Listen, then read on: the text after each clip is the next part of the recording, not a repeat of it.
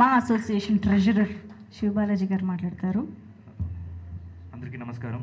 First of all thank you మమ్మల్ని invite చేసినందుకు. బాలయ్య గారికి కంగ్రాచులేషన్స్ 50 years కంప్లీట్ చేసినందుకు. It's not so easy and ఆ ఈవెంట్ కోసం వెయిట్ చేస్తున్నాం చాలా ఈగర్గా. పెద్దలు ఉన్నారు, మీరు ముందుకు వెళ్తుంటారు, మేము మీ వెనక ఫాలో అవుతుంటాము. డెఫినెట్గా మీరు ఏం చెప్తే అది మేము ఫాలో అవ్వాల్సిందే. అండ్ ఈ ఎక్స్పీరియన్స్ కూడా చాలా కొత్తదనమాట, ఈ ఈవెంట్స్లో మేమందరూ పార్టిసిపేట్ చేసేది. So thank you so much sir involve చేసినందుకు.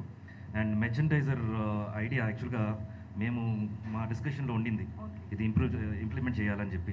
ఎక్కడో లీక్ అయినట్టుంది, ఈ ఈవెంట్లో పెట్టేశారు. బట్ వెరీ హ్యాపీ వచ్చినందుకు, మీన్స్ లాంచ్ చేసినందుకు.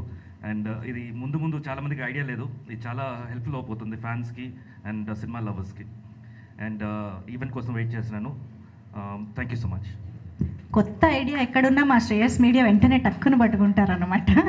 సో అంతే ప్రెస్టీజియస్గా తీసుకుని September 1న కూడా అద్భుతమైన ఈవెంట్ని మన ముందుకు తీసుకురాబోతున్నారు. So thank you so much ముగ్గురికి, వేదిక పైన ఉన్న పెద్దలకి thank you so much. So yes, డెఫినెట్గా అంత అందమైన చిరునవ్వుతో, అద్భుతమైన వాగ్దాటి డైలాగ్ డెలివరీతో ఇన్ని వైవిధ్యభరితమైన చిత్రాల్ని, పాత్రల్ని మన ముందుకు తీసుకొచ్చినటువంటి మన నందమూరి నటసింహం 50 గోల్డెన్ ఇయర్స్ సెలబ్రేషన్స్ అంటే డెఫినెట్గా ఆ రేంజ్లో ఉండాల్సిందే.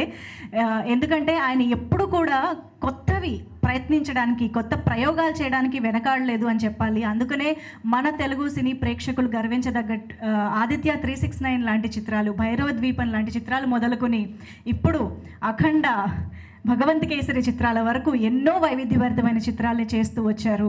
మరెన్నో సంవత్సరాలు, మరెన్నో గోల్డెన్ బ్లాక్ బస్టర్స్ ఆయన నుంచి రావాలి అని కోరుకుంటూ ఈ కార్యక్రమాన్ని ఇంత వైభవంగా చేస్తున్నటువంటి ఈ అసోసియేషన్స్ అందరిలోనూ ఇప్పుడు మనం కొంతమందిని వేదికపైకి ఆహ్వానిద్దాము. ముందుగా TFCC ప్రెసిడెంట్ భరత్ భూషణ్ గారికి సాదరంగా ఆహ్వానం పలుకుతున్నాము. ఒక్కసారి